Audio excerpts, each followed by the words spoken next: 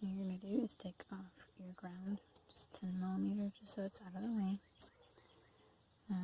And then next is going to be your power steering. It's going to be 2 bolts, one up here and one down here. This one's your adjuster, it goes back and forth. You can tighten it after you take everything off. Remove your power steering bolt, of course, and move this out of the way. You're going to see your AC stuff on there. Right there's your adjuster.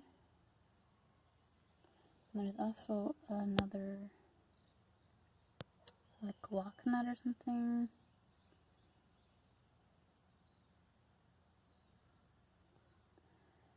Now, the other thing, to take off your AC belt, you have to take off your tire.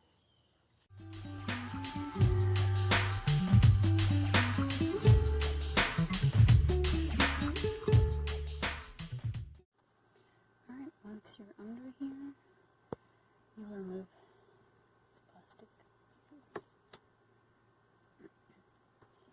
And in order to take off the AC belt, you have to take off the motor mount. Mine's broken.